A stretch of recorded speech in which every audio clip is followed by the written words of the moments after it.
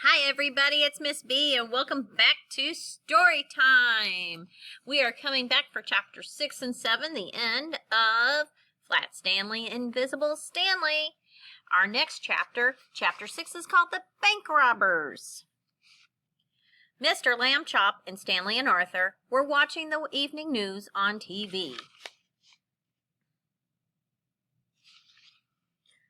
More dreadful scandal and violence tomorrow, said the newscaster, ending a report on national affairs. Here in our fair city, another bank was robbed today, the third this month. The unusual robbers. Enough of crime! Bustling in, Mrs. Lambchop switched off the TV. Come to dinner. Stanley supposed he would never know how the robbers were unusual. But the next afternoon, while strolling with his father, remember we learned strolling means to walk, he found out. On the way home, they passed a bank. I must cash a check, but it is very crowded in there, said Mr. Lambchop. Wait here, Stanley. Stanley waited.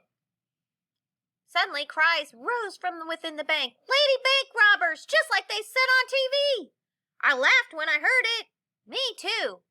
Two women dressed in dresses and fancy hats, one stout, which means kind of heavy set, and the other one very tall, ran out of the bank, each with a money bag in one hand and a pistol in the other. Oh my. Stay in there, the stout woman called back in the bank, her voice high and scratchy. Don't anyone run out or else! Bang, bang! Right, shouted the tall woman, also in an odd high voice. I guess I'm not doing the right voices. Just because we're females doesn't mean we can't shoot. Is that better? Okay. Being invisible won't protect me if bullets go flying about, Stanley thought, and he looked for a place to hide. An empty Yum Yum ice cream van was parked close by, and he jumped in it. His balloon still floated outside the van, its string caught in the door, but he didn't dare to rescue it. Scrunching down behind cardboard barrels marked Chocolate Yum, Strawberry Yum, and Yum Crunch, he peeked out.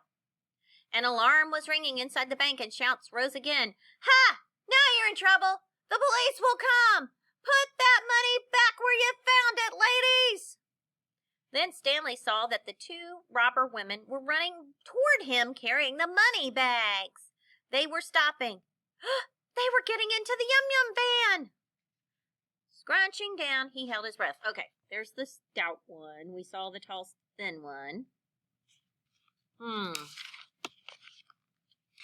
The robbers were in the van now, close to where he hid. Hurry up! Let me try that again. Hurry up!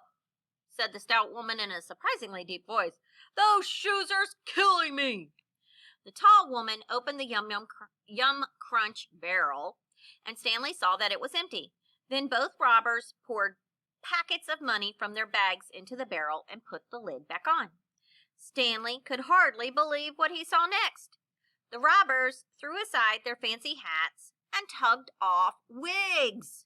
And now they were undressing, pulling their dresses over their heads. They were men, Stanley realized, not women. Yes, underneath the dresses they wore white ice cream man pants with the legs rolled up and white Yum Yum shirts. Whew, what a relief, Howard! The stout robber kicked off his women's shoes and put on white sneakers. They'll never catch us now, Ralph, said the tall one. The robbers unrolled their trouser legs, threw their female clothing into another empty barrel, the one marked Chocolate Yum. Then they jumped into the front seats, the tall man driving, and the van sped off. There it goes. Behind the barrel, Stanley held his breath again. This pair was too clever to be caught. They were sure to get away. No one would suspect two Yum Yum men of being the lady, but the van was slowing. It was stopping. Stanley peeked out again. A police car blocked the road, and two policemen stood beside it, inspecting cars as they passed by. In a moment, they were at the Yum Yum van. A bank got robbed, the first policeman told the driver, by two women. You ice cream fellows seen any suspicious looking females? My, The tall man shook his head. More and more these days, women filling roles once played by men. Bless 'em, I say. Beside him, the stout man said hastily, But bank robbing, Howard, that's wrong. The second policeman looked into the back of the van. Just ice cream here, he told his partner. The trickery is working, Stanley thought. How can I? An idea came to him. Reaching out, he flipped the barrel off the chocolate yum barrel. Loose lid, said the second policeman. Better tighten. Hey! This barrel is full of female clothes. Oh, the tall robber made a sad face. For the needy, he said, they were my late mothers. Stanley flipped the lid off the Yum Crunch barrel and the packets of money were plain to see. Your mother was a mighty rich woman, shouted the first policeman, drawing his pistol. Hands up, you two. As the robbers were being cuffed, another police car drove up. Mr. Lambchop jumped out of the van. That balloon on the van, he shouted. We've been following it. Stanley, are you in there? Yes, Stanley called back. I'm fine. The bank robbers are caught. They weren't ladies after all, just dressed that way. The handcuffed robbers were dreadfully confused. Who's yelling in our van? Who stuck a balloon in the door? Have we gone crazy, they asked. It's my son Stanley, said Mr. Lambchop. He is invisible, unfortunately. Thank goodness he was not hurt. That must be the same invisible boy they had on TV, said the first policeman. An invisible boy, the robber groaned. After all my careful planning. The stout robber shrugged. Can't think of everything, Howard. Don't blame yourself. The robbers were driven off to jail, and Stanley went home with Mr. Lambchop in a cab. Stanley had been far too brave, Mrs. Lambchop said when she heard what he had done. Really, flipping those ice cream lids. Arthur said he'd have flipped them too if he'd thought of it. Chapter 7, Arthur's Storm. Mr. and Mrs. Lambchop had said good night. For a moment the brothers lay silent in their beds. Then Arthur yawned. Good night, Stanley. Pleasant dreams. Pleasant dreams? Ha! Ha! Those robbers today, they had guns, said Stanley. They could have shot me by accident and nobody would have even known. I never thought of that, Arthur sat up.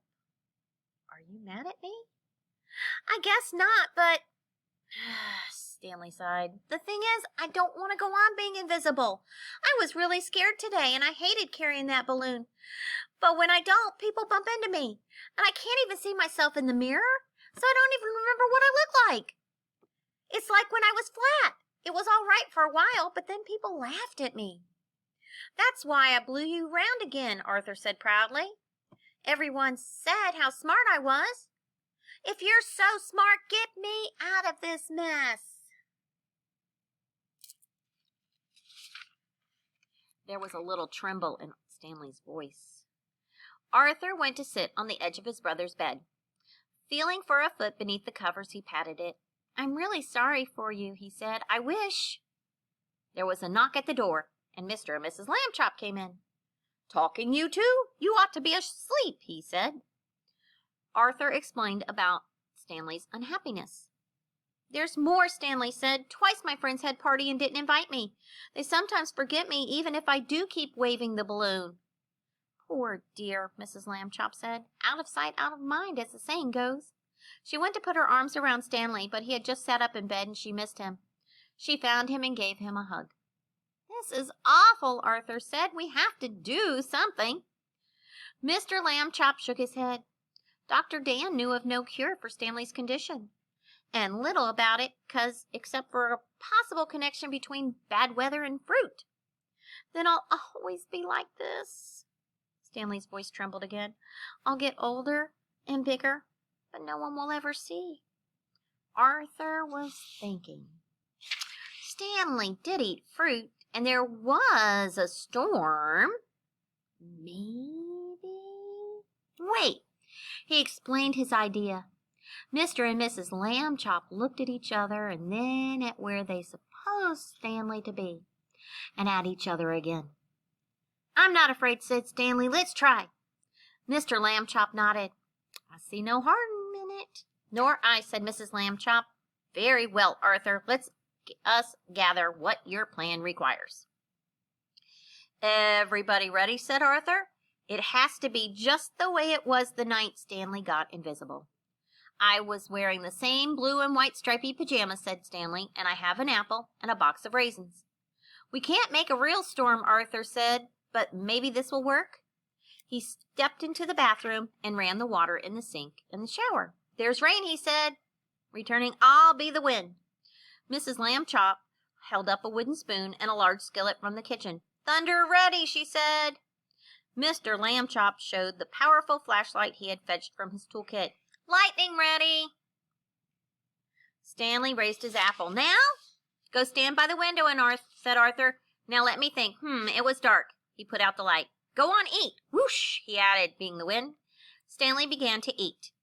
Water pattered down in the bathroom, into the sink, and from the shower into the tub. Here they are. Whoosh, whoosh, said Arthur, and Mrs. Lambchop struck her skillet with the wooden spoon. Crash! It was much like thunder. Lightning, please, Arthur said. Mr. Lambchop aimed his flashlight and flicked it on and off while Stanley finished the apple. Now the raisin, said Arthur, one at a time. Whoosh! Stanley opened the little box and ate a raisin. Still whooshing, Arthur conducted as if an orchestra sat behind him. His left hand signaled to Mrs. Lambchop to strike the skillet, and the right one, Mr. Lambchop, to flash the light.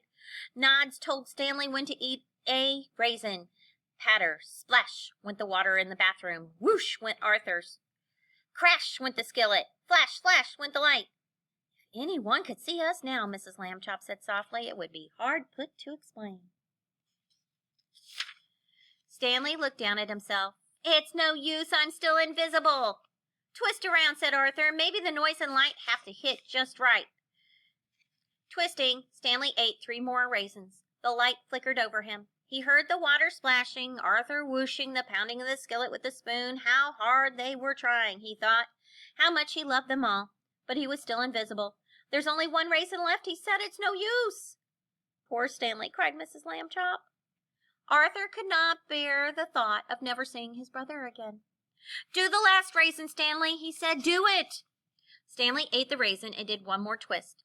Mrs. Lambchop tapped her skillet, and Mr. Lambchop flashed the light. Arthur gave a last whoosh. Nothing happened. At least I'm not hungry, Stanley said bravely, but... He put a hand to his cheek. I feel sort of tingly. Stanley, said Mr. Lambchop, are you touching your cheek? I see your hand, I think. And your pajamas, shouted Arthur, switching on the light. A sort of outline of Stanley Lambchop, with hazy stripes remaining, running up and down it, had appeared by the window. Through the stripes, he could see the house next door. Suddenly, the outline filled in. There stood Stanley in his striped pajamas, just as they remembered him. I can see my feet, Stanley shouted. It's me! Aye, dear, not me, said Mrs. Lambchop before she could catch herself, and then ran to hold him tight. Mr. Lambchop shook hands with Arthur, and then they all went into the bathroom to watch Stanley look at himself in the mirror. It didn't matter that he was invisible, Mrs. Lambchop said, but he was greatly in need of a haircut now. She made hot chocolate to celebrate the occasion, and Arthur's cleverness was acknowledged by all. But false storms can't be relied upon, Mr. Lambchop said. We must think twice before eating fruit during bad weather, especially by a window. Then the brothers were tucked into bed again. Good night, said Mr. and Mrs. Lambchop, putting out the light. Good night, said Stanley and Arthur. Stanley got up and went to have another look in the bathroom mirror. Thank you, Arthur, he said, coming back. You saved me from being flat, now you saved me again. Oh, well, Arthur yawned. Stanley, try to stay, regular for a while. I will, said Stanley. And soon they were both asleep. And snip, snap, snout, our tale is all the way told out. Flat Stanley, invisible Stanley. Have a great afternoon, kindergarten.